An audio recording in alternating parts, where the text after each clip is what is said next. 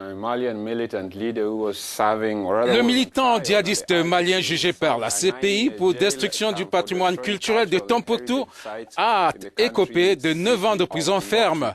Le procès était une grande première à La Haye, un procès pour destruction des biens culturels assimilable à un crime contre l'humanité. Les destructions du patrimoine historique ont rarement fait l'objet de poursuites devant la justice internationale, même si elles ont toujours suscité l'indignation, comme ce fut le cas lorsque les talibans ont pulvérisé les Bouddhas de Bamiyan en Afghanistan en 2001, ou encore quand les djihadistes de l'État islamique ont dynamité les monuments de la cité antique de Palmyre. Ces actes ne tombaient cependant pas sous la juridiction de la CPI, la Cour pénale internationale, car la Cour ne peut poursuivre des personnes que pour des crimes commis dans les États membres, et à l'inverse du Mali, ni la Syrie, ni l'Afghanistan ne sont membres de la Cour pénale internationale. Nous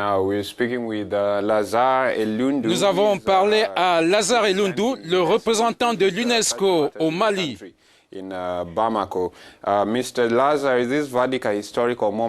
Est-ce que c'est un verdict historique, M. Elundou? Disons que nous avons suivi effectivement le verdict de la Cour avec beaucoup d'intérêt parce que nous avons collaboré avec la Cour pénale internationale également et que pour nous, nous attendions cette décision pour qu'elle montre un peu à tout le monde que ce type de crime aujourd'hui ne peut pas rester impuni, surtout quand il affecte la vie des communautés de cette manière comme on l'a vu à Tombouctou. Nous espérons que ce verdict, effectivement, sera un moyen de prévenir ce type de destruction à l'avenir, parce que ceux qui le feront seraient déjà au courant que ce type de destruction volontaire est considéré aujourd'hui comme un crime de guerre. Et c'est un peu la grande leçon qu'il faut tirer, parce que ce verdict et cette décision marquent vraiment, comme on dit, une étape dans l'affirmation de la justice internationale quand il s'agit de détruire les biens culturels qui sont au cœur de la vie sociale et culturelle des communautés. Et pour l'UNESCO, c'est vraiment dans le contexte actuel où on a des violences répétées contre les peuples et leurs patries. C'est vraiment un élément central dans la réponse plus large que l'on peut apporter. Les sites ont été reconstruits, mais est-ce que les symboles n'ont pas été mis à mal? Authentic meaning they had before is not there as described by some people. What do you think about this? Tout le processus de reconstruction qui a été fait en utilisant les techniques anciennes, en utilisant le savoir-faire local, nous a amené à un résultat que vous avez pu observer. Et ce qui nous a amené un peu plus tard à Tombouctou à les resacraliser. Une pratique qui avait été faite pour la dernière fois il y a plus de 9 siècles.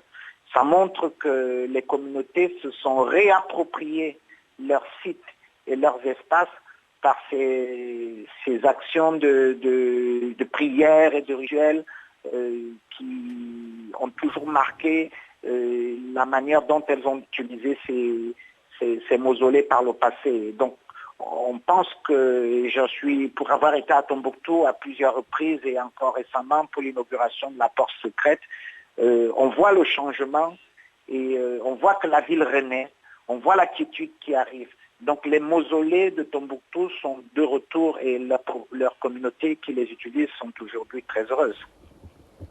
Nous avons aussi El Boukari Ben Assaouti, le chef de la mission culturelle de Tombouctou, qui nous a rejoints. Il nous donne son point de vue.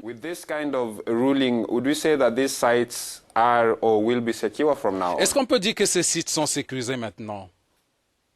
Nous, du patrimoine, on voudrait que ça serve d'exemple, que le procès serve, que ça permette aux populations, aux communautés, aux seigneurs de guerre, aux différentes rébellions et rebelles, qu'ils puissent comprendre que de la même façon que quand on tue un homme, un humain, on encourt des peines de prison, la destruction du patrimoine aussi. Quand on le fait, on paye. Les mausolées ont été reconstruits, voilà, à l'identique, avec beaucoup de technicité, mais on ne peut pas dire qu'il y a une sécurité absolue autour de ces mausolées. Et notre hantise, d'ailleurs, c'est qu'on puisse, que des esprits humains puissent refaire les mêmes forfaits. Oui, il faut un système de sécurité. Vous savez, les mausolées Tombouctou, c'est souvent dans les coins de rue, dans des cimetières, pas ou mal clôturés.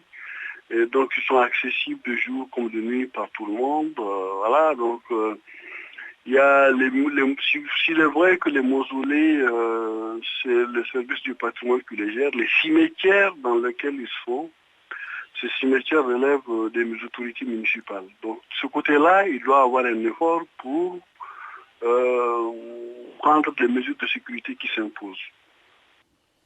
Thank you very much for joining us on the morning call. Merci de nous rejoindre sur le Morning Call.